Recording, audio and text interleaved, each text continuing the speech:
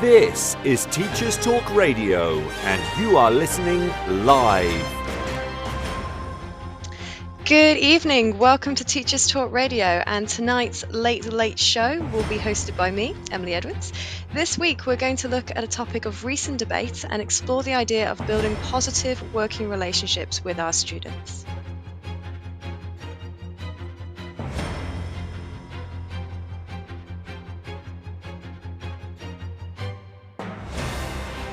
This is Teachers Talk Radio, and you are listening live. Tune in live at ttradio.org, or to join in the conversation, download the Podbean app and search Teachers Talk Radio. Follow the hashtag TTRadio. Tune in, talk it out with Teachers Talk Radio.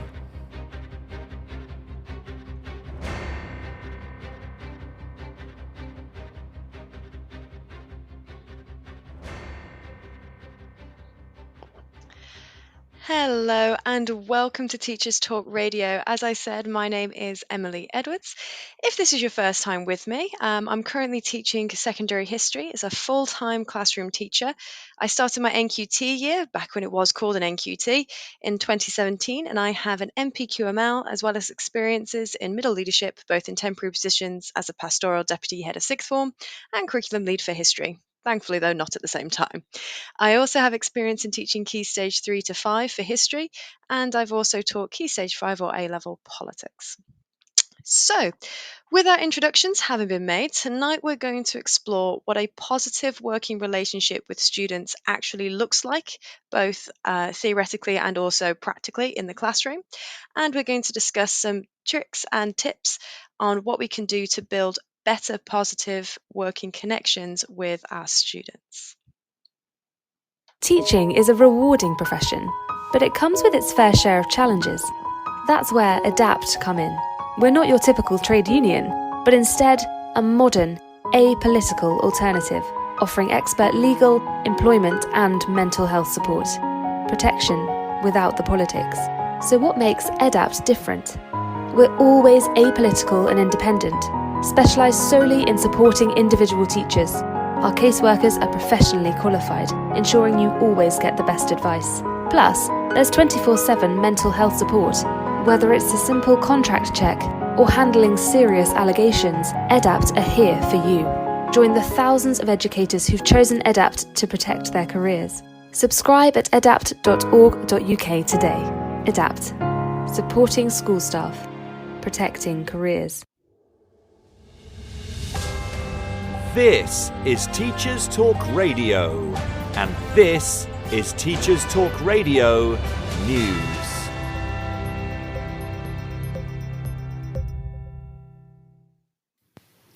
Prime Minister Rishi Sunak is considering significant reform of A-levels in England, which, according to the BBC, could see the introduction of what it calls a new British baccalaureate. The PM's plans could include the compulsory study of maths and English up to the age of 18, as reported in the Daily Telegraph. It's not the first time Mr Sunak has considered a shake-up, having previously said during an unsuccessful leadership campaign last year that he wanted all young people to study maths to 18. Foreign Office Minister Andrew Mitchell told BBC Radio 4 that he expects Mr Sunak to agree to reform of the education system, and said the government will be guided by the best expertise on how we ratchet up standards. Concern about any proposed changes have already been raised by unions and other post-16 professional associations, particularly around the existing issues of recruitment, retention and concerns around workload. A spokesperson for the Sixth Form Colleges Association said the post-16 curriculum was narrow by international standards, and this was partly reflective of chronic underinvestment in sixth form education since 2010. The BBC also features an article on the fall in numbers of students being accepted into universities in the UK, the first fall in 5 years.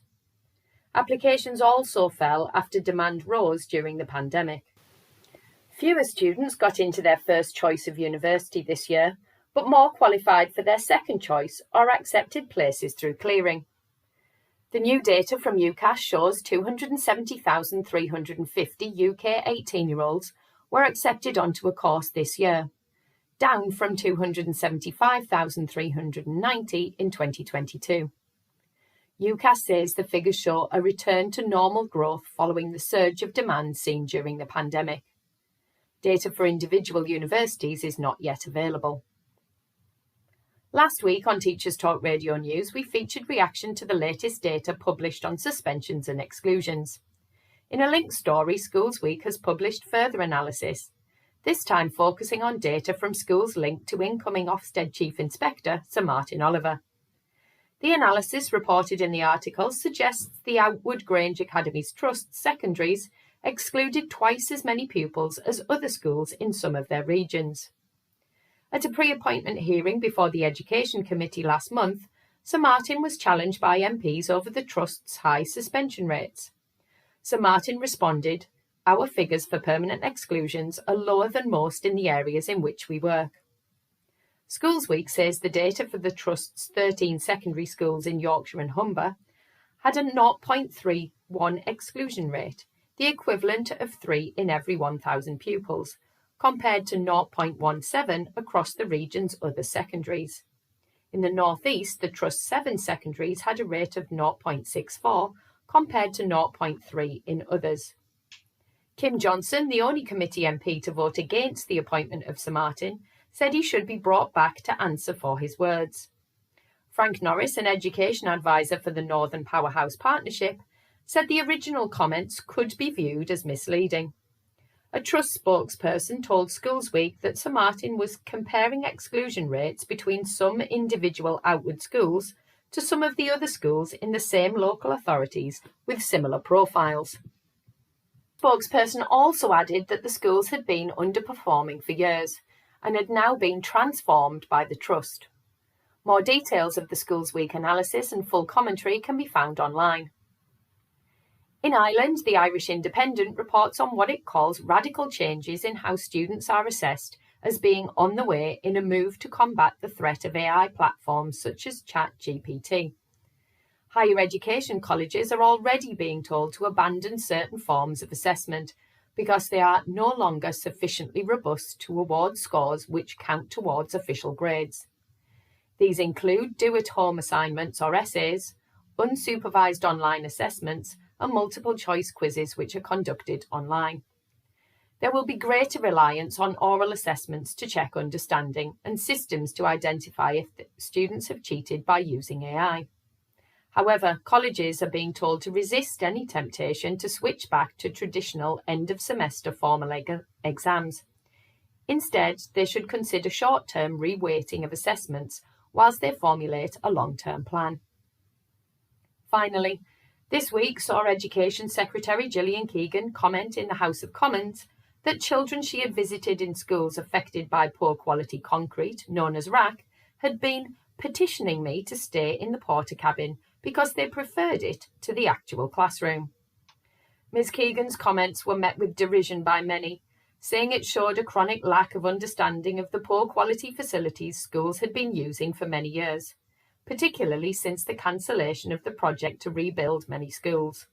However, Downing Street defended the comments, saying it reflected a conversation with children and that the department and leaders had worked hard to make sure children had been unaffected by the current challenge. This has been your Teachers Talk Radio News with Jo Fox.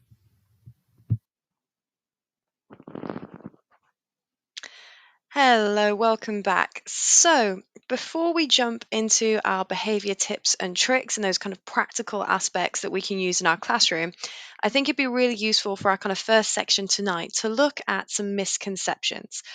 What are people misunderstanding about building positive relationships? What are some dangerous kind of myths online that are being perpetrated and kind of confusing, especially newer teachers in our profession when it comes to positive relationships? So, what do I actually mean when I talk about positive relationships? I've seen a lot of varying ideas about what positive relationships as a concept actually means. And with these misconceptions, people have understandably avoided the idea or simply called it something else to kind of avoid any stigma associated with it. So let's go through a couple of misconceptions surrounding the term building positive relationships and discuss where actually I kind of agree with the critics and ultimately then coming up to the definition that I've kind of created in my teaching career. So, firstly, there's the idea that it's about being friends with the students. And first and foremost, absolutely not. I am nearly 30. I have no interest in being mates with 11 to 18-year-olds. After all, I obviously still have friends my age who aren't sick to death of me talking about teaching, so I'm happy to keep those in my social circle and not expand it out to the students that I teach. And understandably, for any teacher, the idea of building positive relationships with students being this corporate esque pseudonym for making friendships instead of establishing clear boundaries to deal with behavior issues with students is a terrifying idea.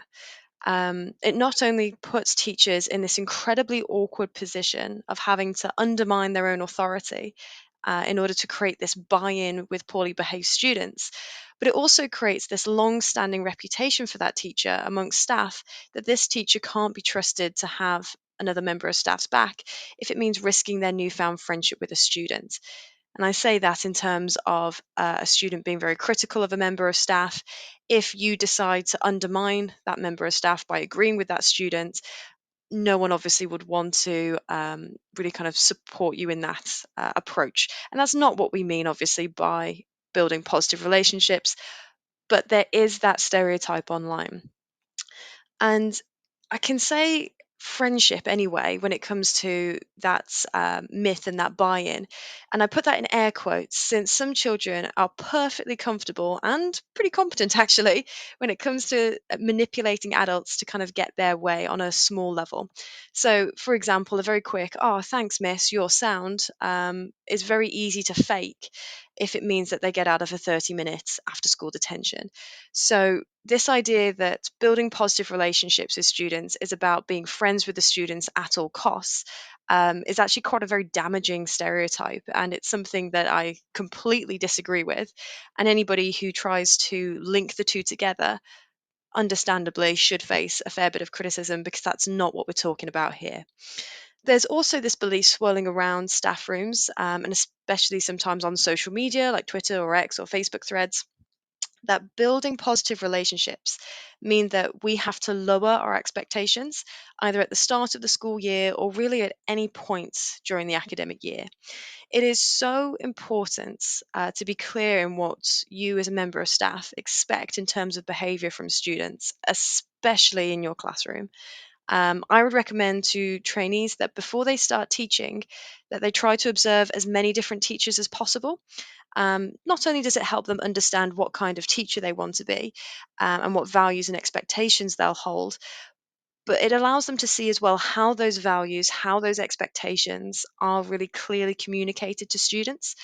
And I think that's obviously a very important way to establish themselves as the teacher, as the authority figure, and build in the foundations that we'll talk about later that can be used to build in that positive relationships without lowering your expectations. And I think it's very interesting that students will sometimes complain about these routines and complain about strict, quote unquote, strict teachers. But we all actually know, and sometimes they'll admit it to you if you're lucky, that they actually really respect those teachers. And they admit that there's a lot of pressure and stress around things like own clothes days because they love knowing the routine of coming into school in uniform, understanding obviously that's where they stand, that's where the lines are, and especially with staff being quote unquote strict, having just very clear expectations and having clear consequences for not meeting those expectations.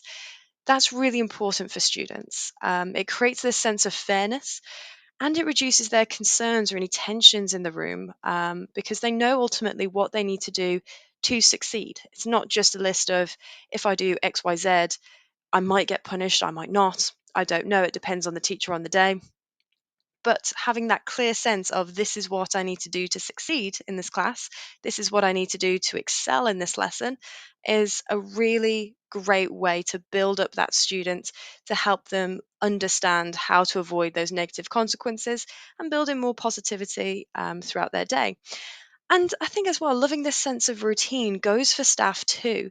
No one in our profession, I think, likes having this surprise assembly that throws tutor time out the window, and this idea of it'll maybe go into period one, because we hate when our routines and plans are messed with and we have to adapt and make lots of changes potentially to our lessons, and the chaos sometimes that can instill in students. They feel obviously a little bit out of routine. And I think this sense of fairness as well, you can see it in, I think, staff meetings really clearly. Um, Whenever you see the idea of a member of staff getting quite frustrated that maybe a head teacher tells off certain members of staff for using their phones to check their emails in a meeting, but then turns a blind eye to the SLT in the corner. Now, thankfully, I've never actually seen that happen. But obviously, there are stories online of how obviously fairness needs to be instilled not just among students, but also amongst staff as well. It's something that we all really cherish as a way to build up that positive relationship, knowing where the lines are, knowing that things are consistent and fair. And ultimately, is my kind of tagline for this, clarity is kindness. We cannot expect students to know how to behave if we've not given them the checklist of expectations to follow so that they can succeed. So, for example, to bring it back to my kind of teaching and my lived experience, I always make it perfectly clear verbally. I have this tagline for the lessons: when I'm talking, you're not. It's really clear, it's really straightforward, and it's very easy for me to say and for students to understand. It's not a huge script that I have to remember, it's a very clear, short instruction. Um, Now, obviously, if someone needs a pen or has a question, they are more than welcome to put their hand up and wait for me to kind of finish the section that I'm on, or if a student is feeding back, for them to finish their sentence and for them me to ask around the room. And it's really obviously important that they don't then shout out or whisper to the person next to them, because understandably, and I explain this in my teaching, if students are distracting each other, then that's when students aren't listening, they're not able to learn effectively, and therefore they might miss the important information that holds them back from succeeding in history. Now, this is obviously very clear, it's explained so that they know why this is happening, and therefore it's kind to students. Everybody gets that same treatment. Everybody's voice is important when they're sharing their answers, including, my own voice, and therefore we expect people to listen. And the best way to show that you're listening is to not talk over them. Now, this obviously isn't this Dickensian workhouse strictness approach that I think some people are very worried about when you talk about clear and high expectations.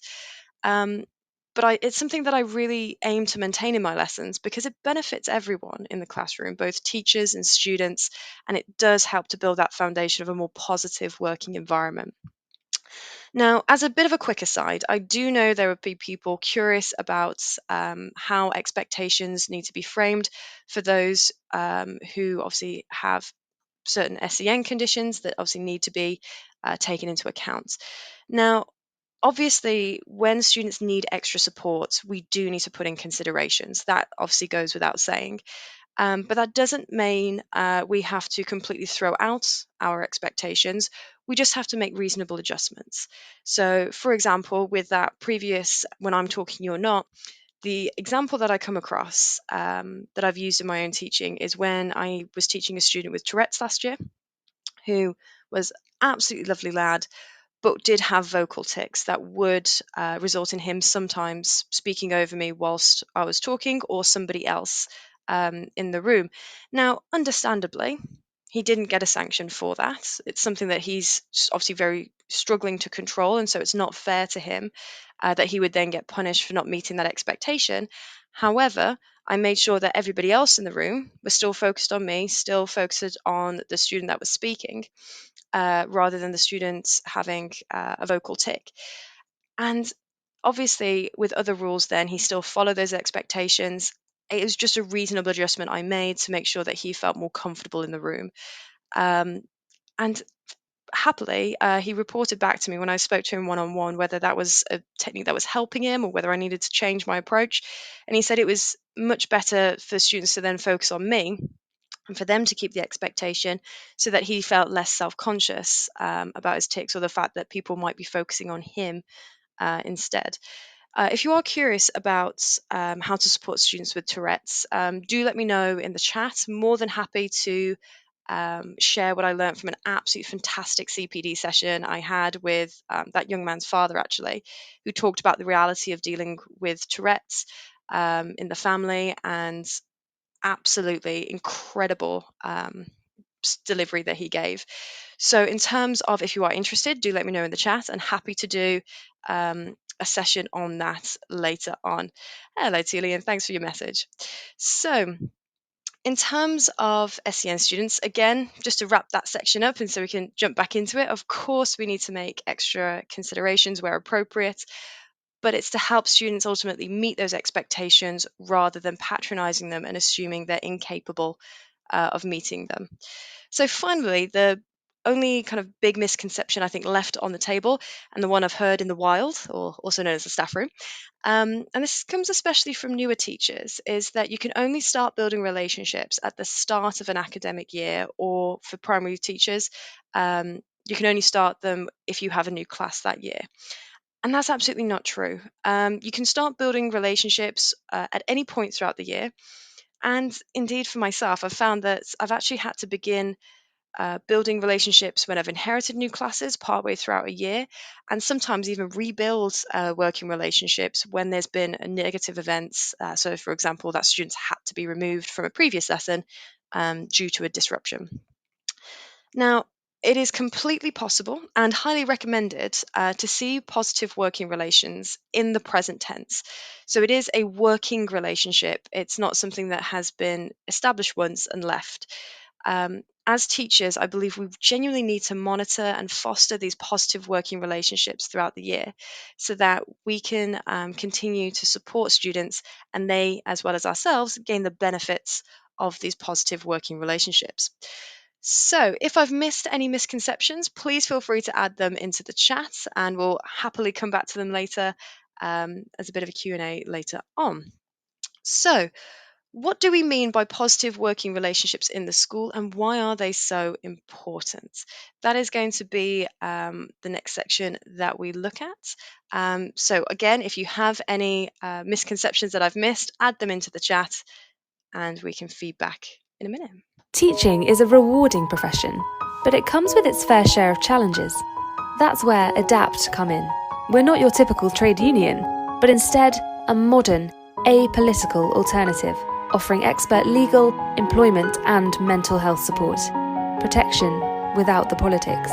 So what makes ADAPT different? We're always apolitical and independent, specialised solely in supporting individual teachers. Our caseworkers are professionally qualified, ensuring you always get the best advice. Plus, there's 24/7 mental health support. Whether it's a simple contract check or handling serious allegations, EDAPT are here for you. Join the thousands of educators who've chosen EDAPT to protect their careers. Subscribe at edapt.org.uk today. EDAPT, supporting school staff, protecting careers. So, when addressing these misconceptions, I do want to be clear as possible tonight. When I talk about building positive relationships, I mean that as staff, we need to obviously build a working relationship with students that is based on mutual respect, trust, kindness, and a clear sense of boundaries. And in doing so, students will know where the line is in terms of what is acceptable and what isn't, and they will respect you enough as their teacher not to cross those lines intentionally, because they see you as a trusted authority figure who cares about their well-being and their academic success. I know that's not quite the snappy soundbite for summarizing positive working relationships, but I'm sure that obviously I can workshop a tagline with Teachers Talk Radio and the team after the show. So, nevertheless, the great thing about positive relationships is that all teachers can benefit from them and build them from early years to sixth form. It doesn't add to our workloads because this is something that we will do kind of naturally throughout our teaching time, as well as our day-to-day interactions with students.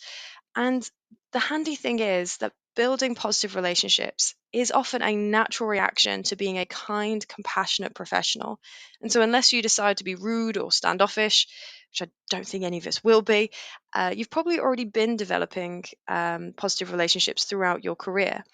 It's what actually had me quite surprised at the online debate a couple of weeks ago about positive relationships, since most teachers are already forming these relationships quite casually in lessons, and building on making sure that students feel safe, they feel supported, they feel listened to, and that there is a mutual sense of respect through clear expectations in the room. And I think obviously in terms of that relationship, sometimes we can hear obviously the impact when students tell me. I have a form group who sometimes have a bit of a gossip about other members of staff, and it's very interesting overhearing some of their conversations when they say, "Oh, Sir actually is pretty strict, but he's always been fair," or something along the lines of, "Yeah, well, Miss actually cares about us, unlike other teachers at my previous school." And I think it's very interesting that students pick up on this very quickly and they understand which teachers are actively engaging with them in a really positive, professional way. And that obviously then feeds into their perception and not just of the member of staff, but also of the subject. And therefore, I think that positive relationships between teachers and students are crucial for several reasons, as it benefits not only kind of individual students, but also the classroom environment and ultimately the overall teaching experience. So, why do I think these relationships are pivotal in terms of staff and improving the general dynamic in classrooms? Well, first and foremost, positive relationships can be a great way for staff to build a classroom environment that is purposeful, comfortable, and calm. It's really obviously important that everyone understands expectations. And if the norm is working hard every lesson and showing respect to both other students and to staff, then that is where ultimately positive relationships on an individual can lead to a class change overall. So, building those positive relationships fosters a sense of trust and mutual respect. And when students trust their teachers, they are more likely to seek guidance, ask questions, and be more open when they need help. And this obviously allows us as teachers to provide that tailored support and not feel that we are just managing behavior in a classroom, but actually fostering a better understanding of the topic that we're teaching. And that I think is just the core of teaching, with that delightful moment where you see that light bulb moment in a student's eyes, where they get what you're trying to say, they understand something that they didn't understand before. Actually had that today with a couple of my year nines who understood the link between the Dawes Plan in Weimar, Germany, and the Wall Street crash that we were going to talk about later on. And it was that moment where they realized the link and the problem with the Dawes Plan. And it was that light bulb moment that we were able to have because those students felt comfortable asking me more details about the Dawes Plan, asking me questions. And that came from building up a really positive relationship with those students so that they understood that I wasn't going to judge them if they got a wrong answer, or if that I would always have time for them if they did have questions. Also, students who have good working relationships with their teachers are also likely to be more engaged. If they are feeling comfortable in the room, if they're not worried about the environment or how other students or staff will react to them, then that will obviously create a more comfortable environment for that child and leads to better academic outcomes. Now, obviously, this isn't to say we need to derail our lessons with kind of one to one off topic conversations, especially if it's about something that's completely irrelevant to the lesson, such as, students' home life or their interests that don't really connect to the lesson or might derail it completely. But we can take advantage of small moments to actually naturally build up that sense of rapport, especially as well, maybe at the start of lessons or at the end of lessons as students are getting settled, taking those moments to show a genuine interest and natural respect for that student as a person. Great way to build that positive working relationship. In terms of, as well, kind of beyond academics, this idea of building this positive teacher student relationship can support students' personal growth. They can start to see how values such as responsibility, integrity, discipline, respect, what that actually looks like as we model it in the room. And this obviously can support the messages being shared in school assemblies, in formal tutor time, don't know what you call it, and in the general ethos of the school. So those kind of messages that we send to students outside of lessons can actually be reinforced in the lesson itself and reaffirm what it means to build a positive working relationship with another person that they can then use, obviously, as they grow older, with obviously working with us in their primary or secondary careers, as well as outside of school as well, when they go to college, university, apprenticeships, the world of work. Lots of opportunities there for them to practice their social skills with us because we've built that relationship in naturally and organically into our day to day. And I think a great way that I've seen this in my classrooms and in my day to day, and it's not even just in my classroom, I should say, it's really just kind of on the humanities floor in my school. When students say please, thank you, good morning, good afternoon, it creates this lovely buzz in the school of people having these positive moments, and seeing them as people, showing respect, obviously getting those quick little moments of, oh, how are you? I'm good, thanks. You? Yeah, absolutely. I did this, that, and the other at the weekend. Fantastic. Sounds exciting. Come on in. Tell me all about it at the end of the lesson. It's those small organic moments that not only help students to develop general manners, which always goes down well, I think, for the next generation, but also helps students to build up their sense of identity and their self esteem, which obviously are the core elements of that personal growth and development that we see happening throughout their time at school. Positive relationships, as a final note as well of why they're important, they set the tone for the classroom.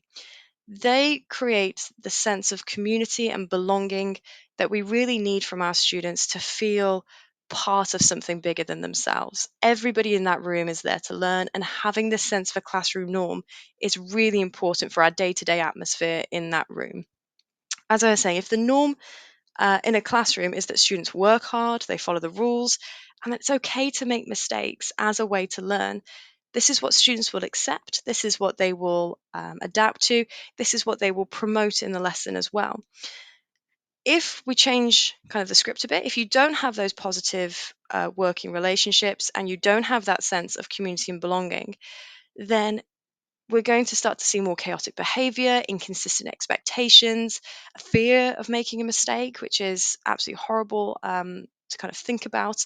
And the fact that students might not mentally be in the right space to learn creates a bit more of a toxic environment that doesn't really help anybody in the room. So, by building up those positive relationships, we can foster what the classroom norm is and support students in following that norm. And with that cohesiveness, fingers crossed, teachers can then lead this collaborative learning based on peer support and develop this shared sense of purpose that really drives a lesson from just getting through the hour to an absolutely great lesson where students really understand what you've been talking about for the past hour, 2 hours, 45 minutes, etc. So, in essence, the relationship between a teacher and a student goes beyond this immediate classroom experience. It plays this pivotal role in shaping a student's attitude towards learning, their self perception, their perception of others, as well as their potential for academic success. And for teachers, these relationships can make teaching not only more effective in that we get our message across really clearly and students are receptive to the information and the skills we're trying to teach them, but also it can make teaching so rewarding. We went into the profession, hopefully all of us listening, because we liked working with young people. We wanted to make a tangible difference to their lives by improving their outcomes, whether that's within obviously a primary setting, a secondary setting, a higher education setting. We're there for the students. And so, by creating this rewarding sense of students respecting us respecting students, and creating this positive feedback loop where we have a generally positive relationship with each other, that will only then benefit everybody in the room. It creates a really dynamic, focused learning environment, and that is where the great teaching can really show off and take place. So, how do we build those positive working relationships with students? How do we make sure that actually what I'm saying here isn't just kind of very fluffy and very theory based, but ultimately giving you guys some practical tips of how to succeed and how to do well? in terms of building those positive relationships. So, by building these positive working relationships, it is going to be foundational to have obviously successful teaching and effective classroom management. So I'm going to list about, let me check my list, 1, 2, 3, 4, 5, 6, about 8 different tips that can be applied from tomorrow and you can take into the classroom and use to your advantage. So, tip number 1.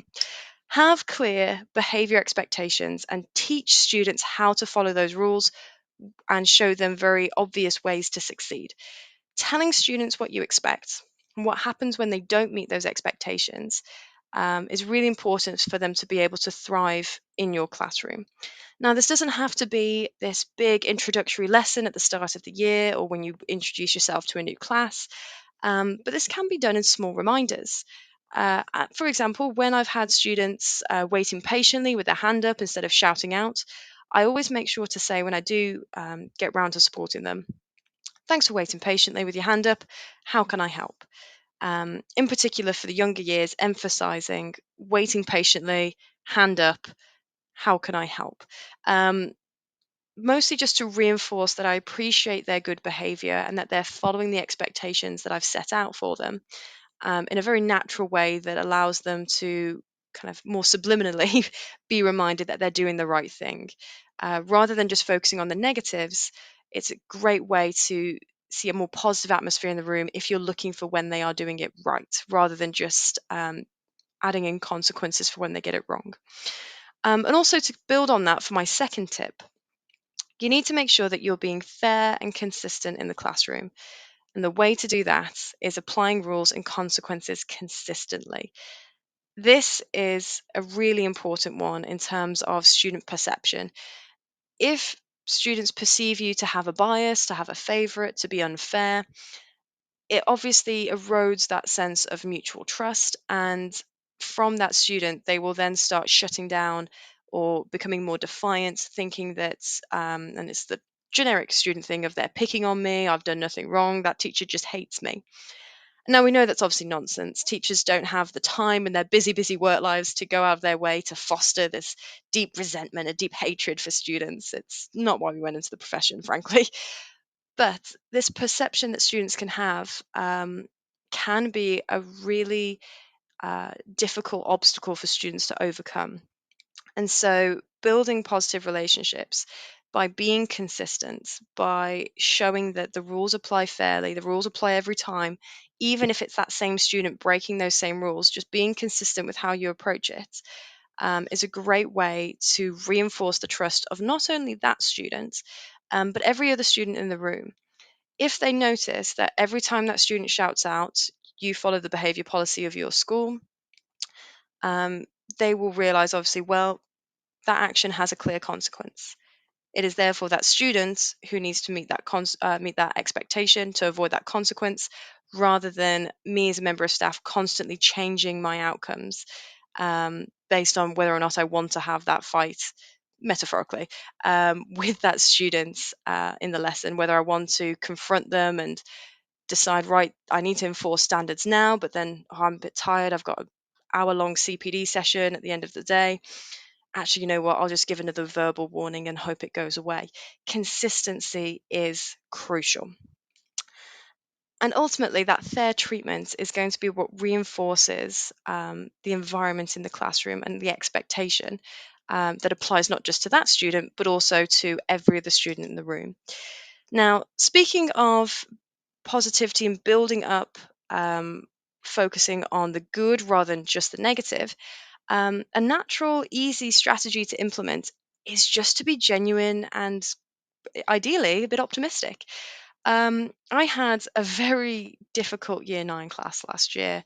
And in our school, our options are chosen in year 9. And so the last term with this class, where I had about half the room pick geography, was a very difficult end to my year. And it wasn't because the entire class was out of control or that there was a lot of, physical aggression or very extreme behavior.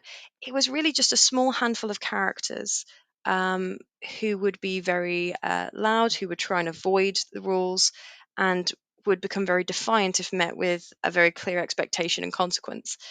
And I could have let this class absolutely demoralize me, and every single day take a big kind of sigh before they walk through the room. Come on in, let's, another hour, let's tick down the clock. But instead, I made it a point for myself and to the students to start every single lesson being at the door, welcoming the class with the biggest grin that I could come up with on the day. Sometimes I had them period 5, which definitely didn't help. But that sense of constant optimism and positivity, regardless of the quality of the previous lesson, no matter if it was absolutely wonderful, whether it was absolutely went off the rails. Ultimately, having that clear sense of, I'm happy to see you, good to see you, come on in, really excited about today, grab your seats, books open, let's jump into it, and not reminding them of the poor behavior from previous lessons, helped to really reset the tone. And that was especially useful after a more difficult or challenging lesson, shall we say, because ultimately, in my mind, I took the attitude of, well, whatever happened is in the past and it's been addressed, sanctions have been issued where appropriate. So now that's done, I'm ready to start fresh. And I had a really lovely kind of attitude built up over time that occasionally paid off, where it was, wouldn't it be lovely if this is the lesson where everybody gets it right, where I get achievement points only on the board, no sanctions, no detentions, no behavior points, and we just have a really good lesson. What a wonderful thing for that to happen. Why would I want to be negative and ruin the chance of that happening? Let's go in really positive, see what this lesson holds. And I'll be honest, whilst it wasn't 100% effective, I don't think any strategy ever is in teaching, it did deflect the belief that the teachers just hated them, and it started to win over a couple of those students who were a bit more outspoken, shall we say. And it was a great way of reminding as well the well-behaved students in the room that they were individuals that I saw, that I recognized they were doing the right thing, and they weren't just lumped in with the rest of the students who may not have been meeting the same expectations. And ultimately, this idea of avoiding that class being, in my mind, perceived as the bad class, or a difficult class that, oh, I've got to get through this hour, I'm counting down the minutes. I think that helped both the students feel more positive towards the lesson, but also is really helpful for myself in resetting those expectations, trying again, and rebuilding how to make things work. Obviously, on top of that, if changes need to be made to seating plans to better create a more positive classroom environment, seating plans are your friends. Please use those to establish a more positive working environment. But also, as well, I think our own attitudes, our own outlooks can really help in boosting our moods, boosting our approach to setting and establishing and following the expectations that we have for all classes. We don't give up. And in essence, that reflects with students who kind of mirror that back. Hopefully, as I say, no strategy is 100% effective, but having that more positive outlook did help. For our fourth point, I advise more so new teachers in this respect, 'cause I think more experienced teachers develop this over time. But pick your battles is a really key idea. And that's not to say ignore bad behavior or lower your expectations for some students in the room. It's just suggesting that instead of demanding things and change in particular to happen very quickly or instantly, deciding when to see a student's say slow response as an act of defiance, which obviously would then need to be sanctioned, versus a student slowly, albeit, but slowly getting to where you want them to be. And by interfering with that process, it's going to escalate the situation unnecessarily, or potentially stop that student from meeting that expectation because you've derailed them. So, for example, if you give an instruction or a reminder of an expectation, walk away to give students the chance to do the right thing. You don't necessarily have to kind of completely ignore them, but I usually use it as an opportunity to do kind of a teacher lap or kind of a walk around the room, depending on how your school phrases it. And it means then that I can have a look the students, how they're doing, and come back to that student at the beginning of that lap to then see if they've made the right choice. Now, the reason I suggest this is because you give students the chance to do the right thing independently rather than making it this battle of wills where you can't win because the student doesn't want to back down, you don't want to back down, someone's got to back down, and it only ends with this kind of really soured note, or worse, you've undermined yourself because you've had to back down. So, um, in terms of my personal experience with this, usually it's the start of a lesson of, come on in, grab your seat, book open, date, title, quick retrieval practice questions on the board. Now, there are some students who will absolutely faff about, to put it mildly, to avoid having a go at those retrieval practice questions in case they get them wrong. So, my approach is as students are coming in, reward verbally the students who are getting it right. Thank you, so and so, for having your book out. Brilliant. So and so is already on the questions. Lovely, this row or this column. Doing a great job of getting started today. Much appreciated. But for those students who are slow to start, say they've not really got their book out, they've just about slumped in their seat and shrugged off their jackets, sometimes it's so and so, get your book open, let's get started. Okay? Walk away, do a bit of a lap or a pastor's perch if you are feeling fancy with your language. Basically, just kind of hawk the room and see how everyone else is doing. And 9 times out of 10, from personal experience, I've noticed that students will naturally follow that instruction. It might take them a few seconds longer than you'd like, or in some cases, a minute or two longer than you'd like. But I can either decide to stand by that student and hassle them until they get to the required expectation if they don't kind of have a defiant response first, which obviously then creates a really negative interaction with me and that student unnecessarily, and it derails them from getting to my desired outcome of them meeting the expectations sooner. And also, if I've done a lap of the room and they've still not done anything, that is a really clear sign for me that they're just choosing not to get started. So that is when you can start putting in, right, so and so, I've asked you to get started, you've chosen not to, I've done a lap of the room, this is now a level 1 or a verbal warning, however your school's behaviour policy works. You need to now get on with those quick questions. If you need a hand getting started, let me know. I'll give you another chance to get it right. Walk around again, and usually by that point, if they haven't already gotten started, it's a really helpful way to de-escalate the situation while still establishing and maintaining the expectations that you have. And ultimately, it's nice when students independently make the right choice. And I've had a couple of times where I think I'm going to need to issue a warning for a student, and as if they can read my mind, they then jump into it and get started. And it saves having to kind of sour a lovely start to a lesson because one student isn't as quick to get started as the others. For my 5th point, moving on from just the individual student, but having a general policy with students of open communication is a great way for students to feel more comfortable sharing their thoughts, their concerns, their questions. And I think it's important as well, and I do believe most teachers do this already, but be an active listener when students are talking to you.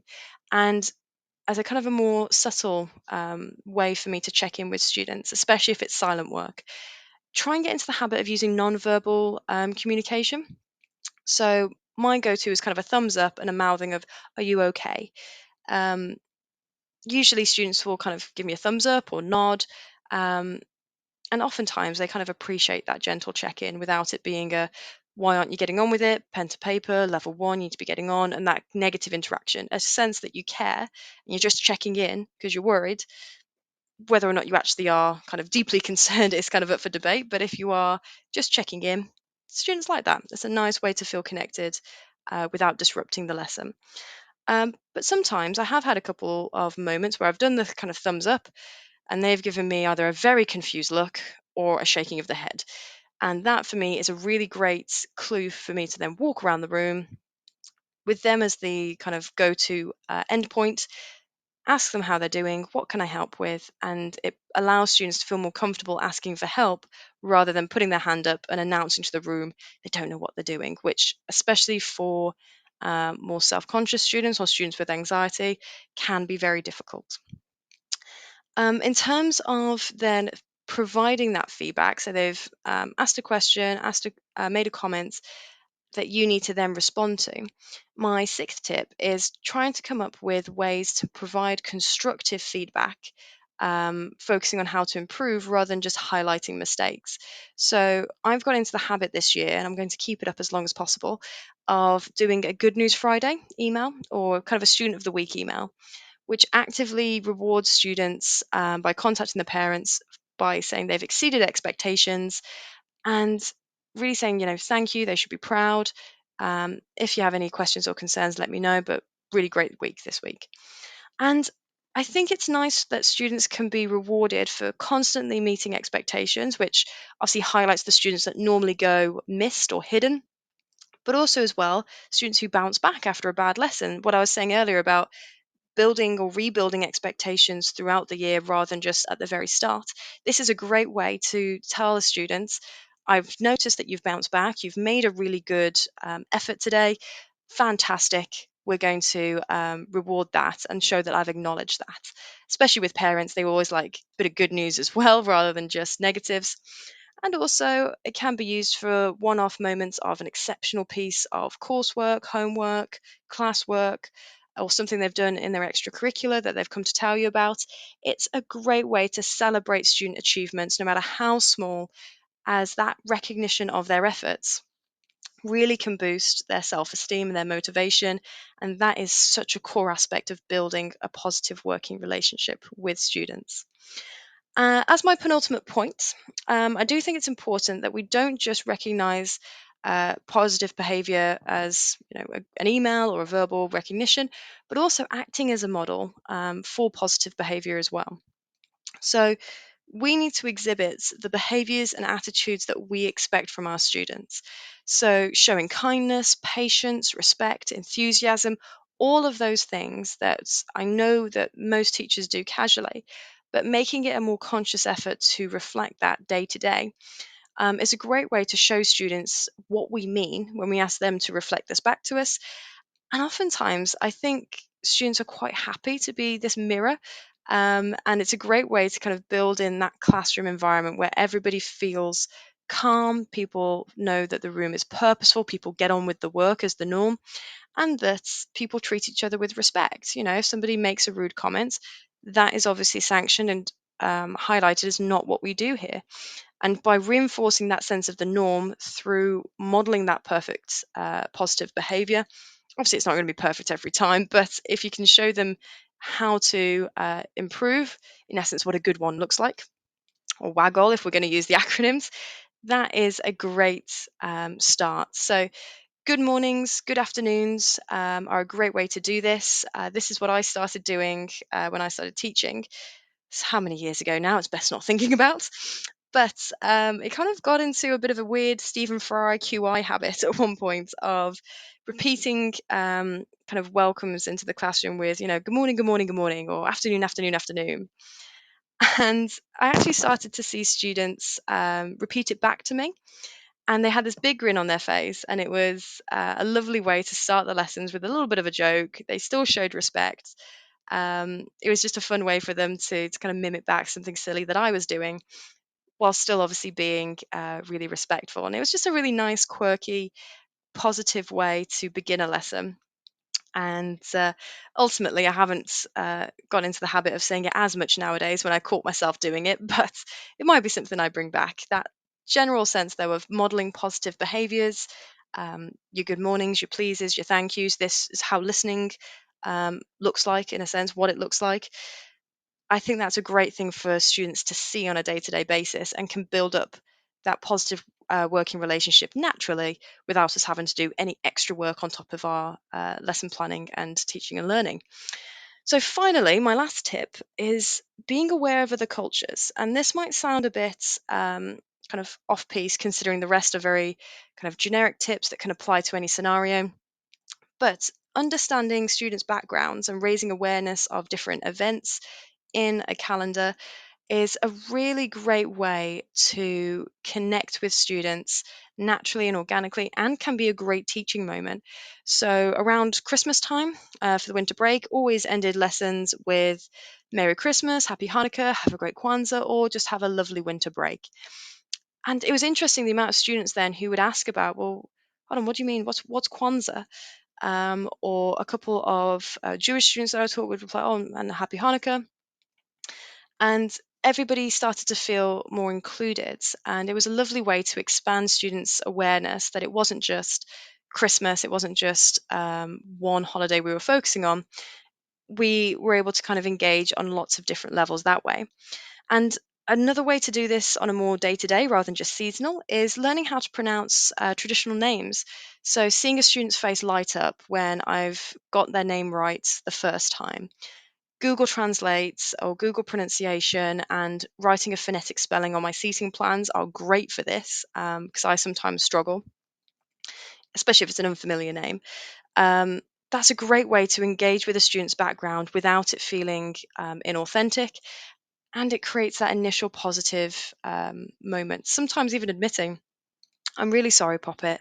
Can you pronounce your name for me? Can you tell me how to pronounce your name? So that way, then I get it right in the future. Showing that you're willing to put in that effort to better represent them, better understand them, and see their culture, traditions, and backgrounds is just a wonderful way to build up that positive working relationship. So, to wrap up, then, building positive relationships aren't about befriending students or lowering expectations. Clear expectations, in fact, and having those sensible boundaries are vital classroom dynamics tools. And teachers can start fostering these positive working relationships at any point in the year. It's not just at the beginning of the academic season. So, building these positive relationships is all about fostering a mutual respect, trust, and having clear boundaries between staff and students. It's about students viewing teachers as trustworthy figures, invested in their academic and personal growth, and that such relationships are really important for us as both staff and students to create this productive, comfortable, and calm classroom environment. It's something that we really need to promote more on a day to day basis in our profession. And I think students ultimately, when they realize they know where they stand, it can promote engagement, a more positive sense of well being, they're calmer in the room, and they have often better behavior because they know that there are consequences for poor behavior and rewards for positive behavior that will be recognized and will be celebrated with them. And I think ultimately, to build these positive relationships, to sum up all those tips, we need to make sure that we are consistent, that we are genuine, that we are optimistic, even when it's not very easy, and that we are willing to offer chances to students to correct their behavior independently rather than looking for students making mistakes and going out of our way to punish those. Giving the students the chance to do the right thing is so helpful for us as staff. And if we're trying obviously to engage with students, there are so many tools that we can use, both verbal and non-verbal, to provide that constructive feedback and to check in with students, both within and outside of lessons. So overall, the emphasis is on mutual respect, consistency, and understanding. And these positive relationships aren't just a tagline, they aren't a buzzword, they aren't this scary, unprofessional idea or concept. They are actually pivotal for academic success and creating a harmonious classroom environment. And in fact, it's something that we do as teachers every day. And we should be really celebrating the fact that we are doing this rather than allowing these misconceptions about positive relationships to change the way that we ultimately connect with young people in a professional setting. So, hopefully, I've been able to give you some great tips and some tricks on how to build positive working relationships with students. And thank you so much for tuning in this week to listen to hear me on Teachers Talk Radio. It would be great to see you in a fortnight's time for my next show. I will again do the general advertising for the message and what we're going to be looking at in a fortnight's time. So do please keep an eye out on social medias, look at Teachers Talk Radio, catch it up on Podbean in a fortnight's time, and I will make sure to hand out as many details as possible. So in the meantime, thank you for your time tonight. Take care, and I'll see you next time.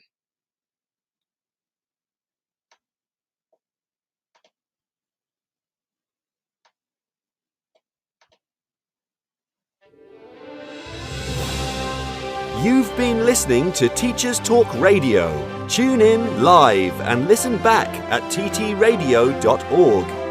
We look forward to hearing from you next time on Teachers Talk Radio.